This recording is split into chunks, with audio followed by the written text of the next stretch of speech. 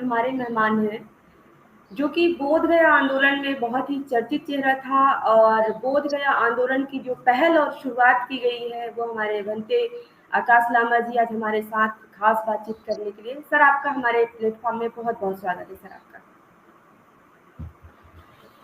बहुत सर बहुत साधुवाद आपको। जैसा कि मैं आपको लंबे समय से हम लोग आपको आंदोलन में देख रहे थे, तो सबसे पहला सवाल यही है कि बोध गया महाबोधि बिहार मुक्ति आंदोलन को लेकर के पुनर्जीवित करना, और आपको ये प्रेरणा कहाँ से मिली और आपने इसकी शुरुआत कब करी?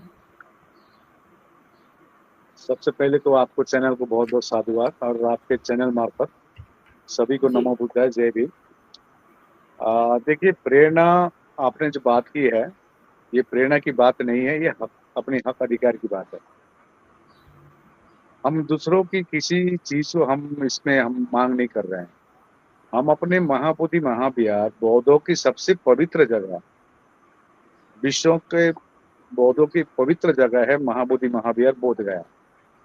जी, वहां पर कमिटी में जिस प्रकार से मस्जिद में मुसलमान होता, कमिटी में चर्च में क्रिश्चियन होते हैं, हिंदू के मंदिर में हिंदू रहते हैं, तो बौद्धों के महाविहार में कौन होना चाहिए? ये बिहार खाली नहीं है, महाविहार है, बौद्ध होना चाहिए ना।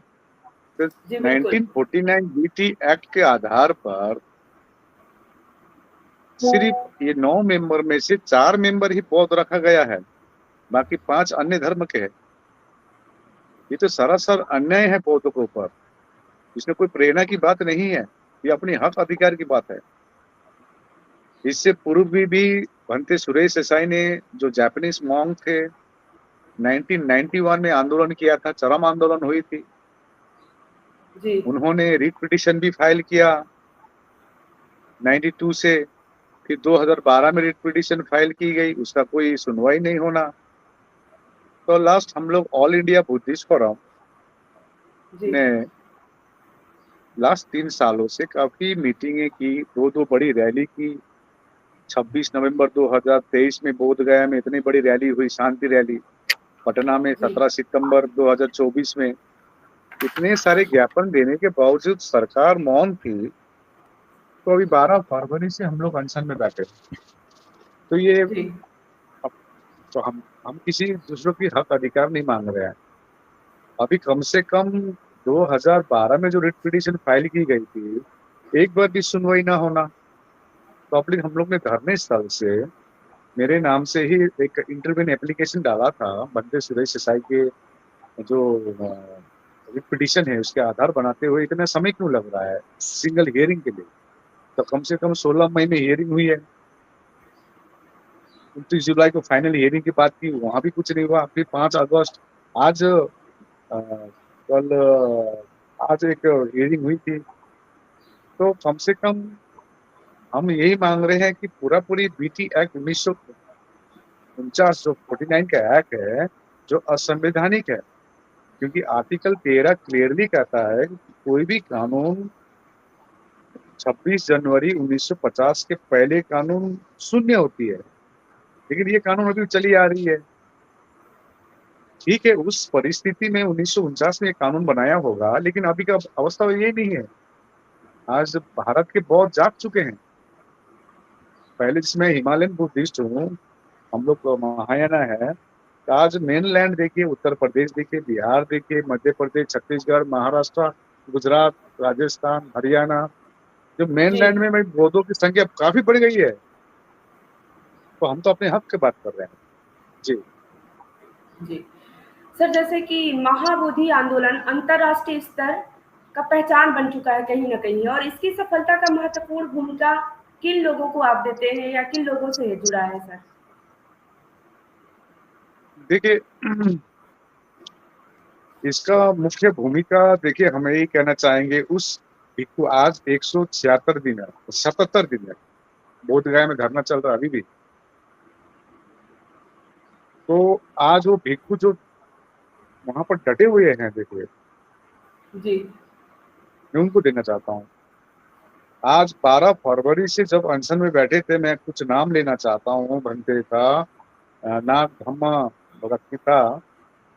जी, उन्होंने एक बूंद पानी नहीं पिया 12 दिन तक।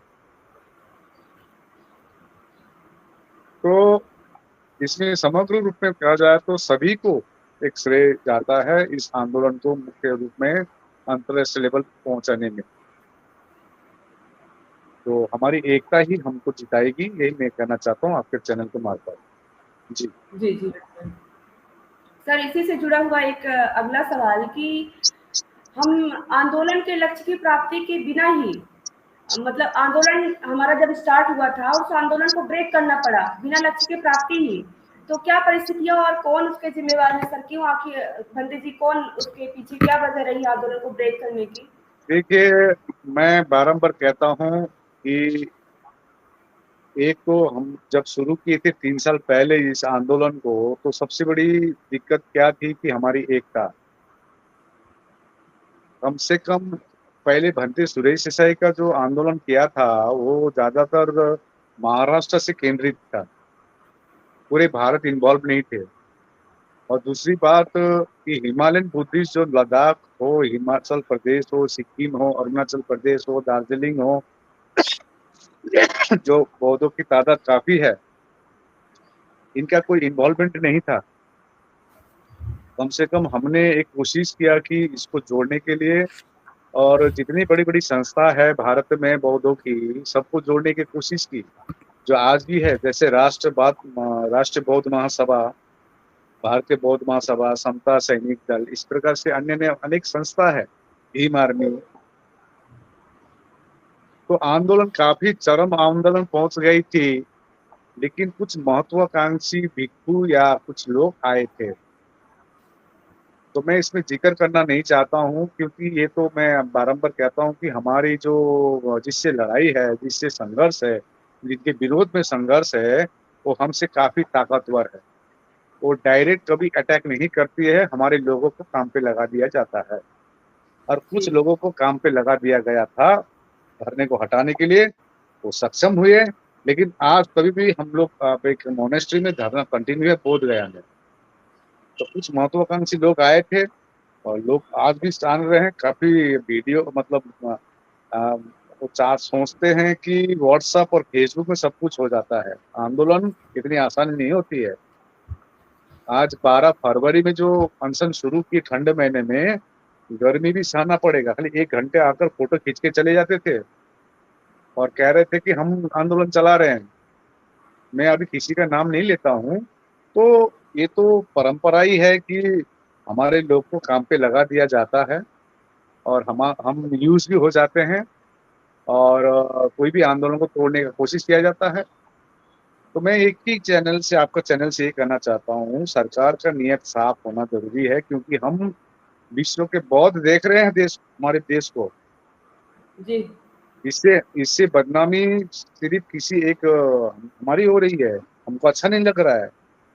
देखिए 2 साल में कई लोग कहते थे कि लामा जी आप एम्बेसडर के पास जाइए, राजदूतों के पास जाइए जो बुद्धिस्ट कंट्रीज़ के। तो मैं पहले इंटरव्यू में कहता था कि घर की मामला है, घर में प्रॉब्लम सॉल्व हो, हमें अंतर्राष्ट्रीय जाना ना पड़े, जी। लेकिन बाध्य होकर जाना पड़ रहा है। तो सरकार को इसके विषय लेकर ओपनली आना चाहिए कि बौद्धों को न्याय मिले, और बौद्धों का महाबोधि महाविहार बौद्धों को आपके सौंप दे। भंते जी, जी। क्या अभी अभी फिलहाल की बात करें तो क्या बौद्ध समाज आज इस आंदोलन में एकजुट हो गया है? क्या एकजुट होता दिखाई दे रहा है? हाँ, मेरे को तो एकजुट ही दिख रहा है, क्योंकि मैं अभी 1 जून से जब 100 दिन कंप्लीट हुआ है, तो मैं निकला नहीं था धरने स्थल से। मैं जब नागपुर गया फर्स्ट 1 जून में, उसके बाद मुंबई गया, उसके बाद भोपाल, रायपुर, हैदराबाद, बैंगलोर, इसी प्रकार से भंडारा, और देश के अनेक जगह में, जैसे अब मैं आगरा, झांसी, दतिया, लखनऊ, संकिसा, लद्दाख, नोएडा, द्वारका, बिहार तो मैं ऐसे भी धरने जो 12 फरवरी से पहले पूरा बिहार का मैंने 1 महीने का दौरा किया। लोग काफ़ी जागरूक भी हुई है, और एकता में बंधी है। और जो हिमालयन बुद्धिस्ट हो या संथाल के बुद्धिस्ट हो या थेरावादी हो, हिनायाना हो, महायाना हो, बद्रायन हो, सब तो एकत्रित इस इश्यू पर हुआ है। इस एकता को तोड़ने का कोशिश भी कर रहे हैं, किया भी जा रहा था। ये तो पहले भी होती थी, जब भारत आज़ाद नहीं हुआ था, तो कुछ लोग थे अंग्रेज को प्रशंसा करते थे, कोई थे अब आज़ादी के लिए लड़ रहे थे। तो ये तो डिवाइड एंड रूल तो चलता ही है। लेकिन आज भी अधिक प्रकार से देखिए, मैं कल दिल्ली में था, सुप्रीम कोर्ट में जो केस चल रही है अभी। अब हम इतना विश्वास है न्यायपालिका, कम से कम आप एक सोचिए विश्व भारती जी, कि कम से कम 13 साल में सुनवाई नहीं होना, और हम लोग ने 19 मार्च में इंटरवेन एप्लीकेशन डाला, रिट पिटिशन नहीं। अलग से रिट पिटिशन डाल सकते थे अपने के हीरो दिखाने के लिए, लेकिन हम लोग ने कहा नहीं, वो जो पहले का जो रिट पिटिशन है 2012 का, अभी तक सुनवाई क्यों नहीं है, तो हम लोग इंटरवेन एप्लीकेशन डाला।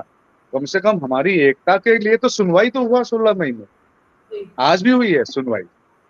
और हम न्यायपालिका में विश्वास करते हैं, हमको न्याय मिलेगा, और हम लोग पूरे सक्षम, पूरे तरीके से हम लोग तैयार है, पूरा डॉक्यूमेंटेशन में सब तैयार है।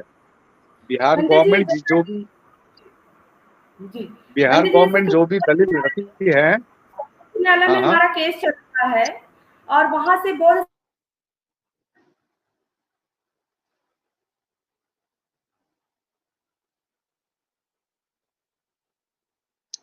समाज आपकी के न्याय नेटवर्क चली कितने। गई, जी आपकी नेटवर्क चली गई, तो मैं आपका प्रश्न पंडित सुन नहीं जी पाया। पंडित जी, मेरा ये कहना है कि सर्वोच्च न्यायालय में हमारा केस भी अभी चल रहा है और वहाँ के बौद्ध समाज को न्याय की कितनी उम्मीद है, बौद्धिस्ट इस न्याय के लिए कितनी उम्मीद कर सकते हैं। और जबकि अभी हमारे जो चीफ जस्टिस माननीय गवई साहब हैं और वहाँ के मुख्य, तो क्या उम्मीद किया जा सकता है, बौद्धिस्ट इस पे क्या उम्मीद लगा सकते हैं। मैं आपको एक प्रश्न करता हूँ, जी not as a Buddhist, as a भारतीय। जी आज हम भारतीय किस पर विश्वास कर सकते हैं? न्यायपालिका पर, जी जी बिल्कुल। वो भी सुप्रीम कोर्ट में। जी तो इतना विश्वास है न्यायपालिका में, जो भी हो चीफ जस्टिस, जी सत्य की जीत होती है, ये तो हम विश्वास रखते हैं न्यायपालिका में। और हमारे जो एडवोकेट्स है, team of advocates, they are quite capable.